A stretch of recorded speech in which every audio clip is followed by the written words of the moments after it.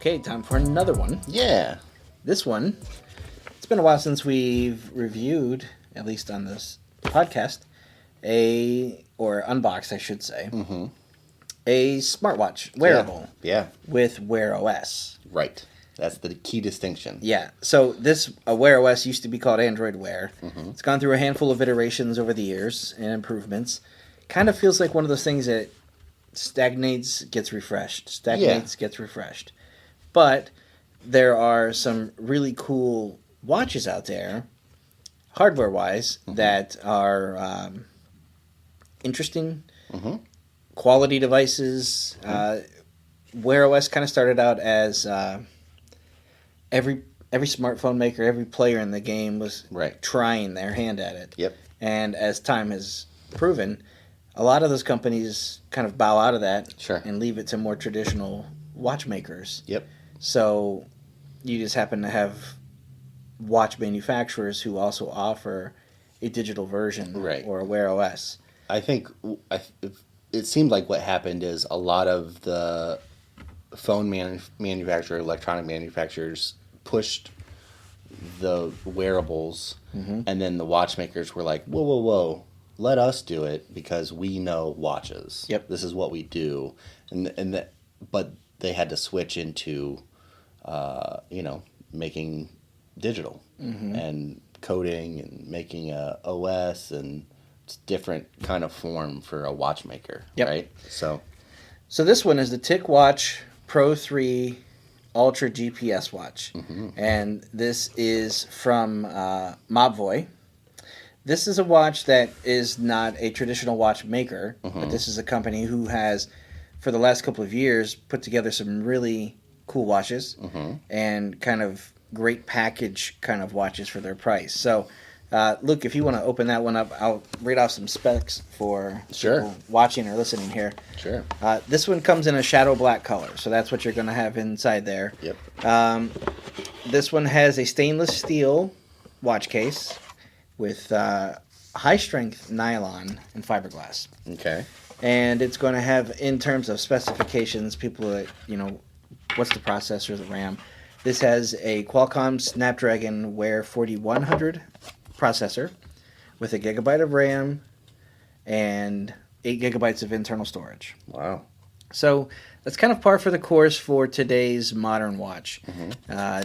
Really not much need to go beyond that. Wear OS has been optimized a little bit between Google and Samsung now. They've made some changes over the last generation. So this one has a speaker built into it. It has NFC built into it, so it's designed for mobile payments. This also has a microphone. Screen size, this has a 1.4-inch display. Of course, this is a circular display. And it has 326 pixel per inch display. Nice.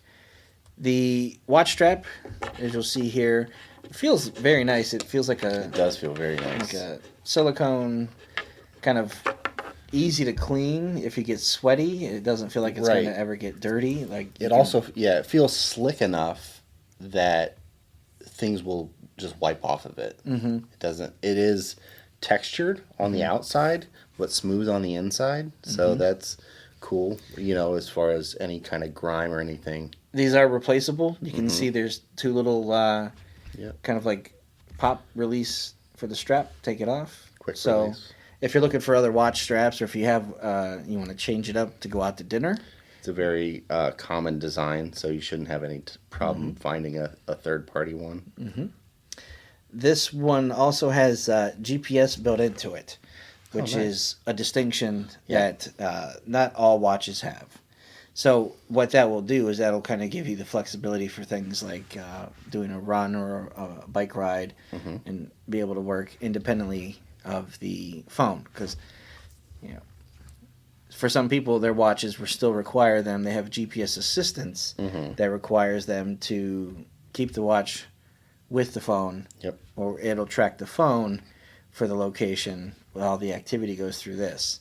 So this has, in terms of sensors, accelerometer, gyro, it's got a heart rate sensor, SpO2, low latency off-body sensor, and it's got a barometer. This guy is IP68 rated. Nice. So don't worry about getting sweaty or getting stuck in the rain or even showers or stuff like that.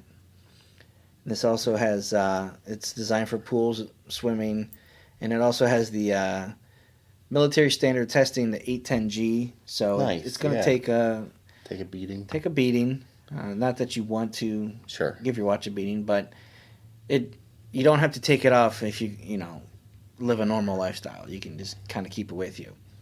So Bluetooth 5, and it has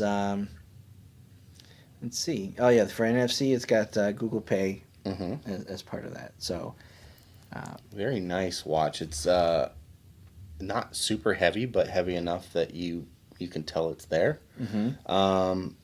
The charging is a nice magnetic charging, branded, Mobvoi, and it's just got two little prongs that magnetically stick. The one thing in stuff like that is you just got to make sure it's the right way. Sure. If you're close, I think it'll get there by itself, but it's not. We've seen ones that are universal or like a disc or something that you can set it down anywhere. This one, a little bit of a learning or practice to get it in the right spot, but a nice long cable, flat cable.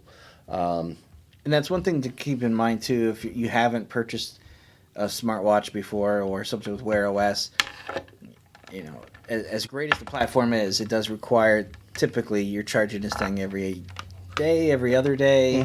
You just want to kind of keep an eye on how much you're using it.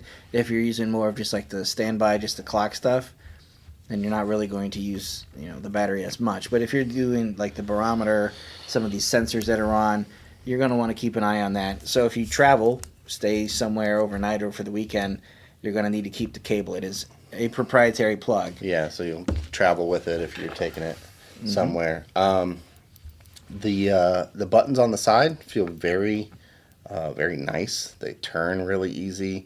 They got some travel.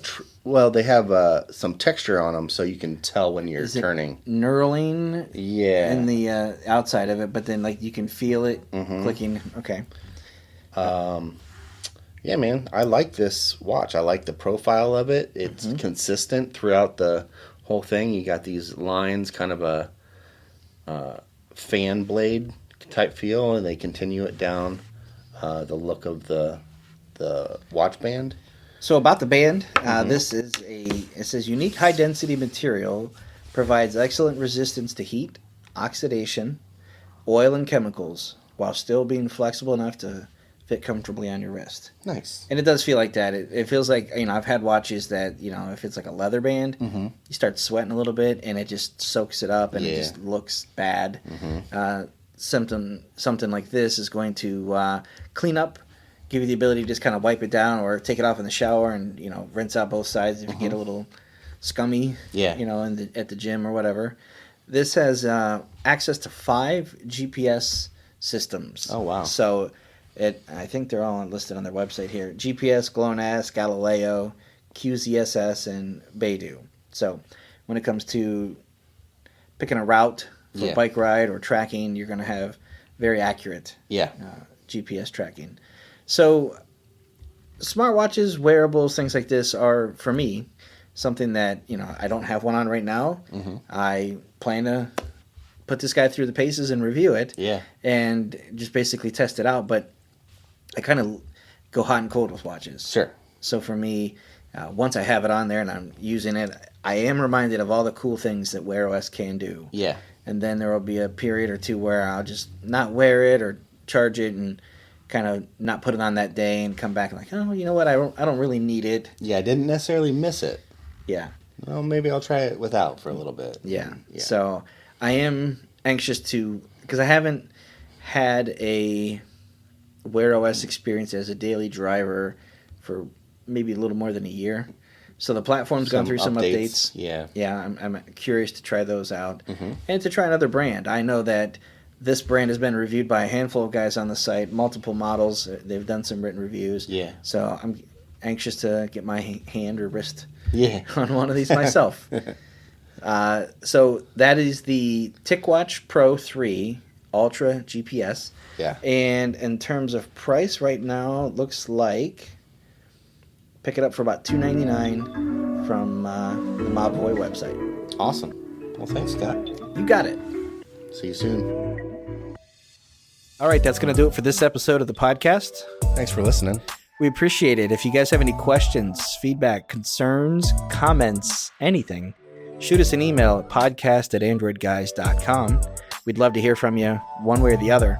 Luke, if someone wants to get a hold of you, how do they do that? I am on Instagram and Twitter at Luke Gaul, Gaul.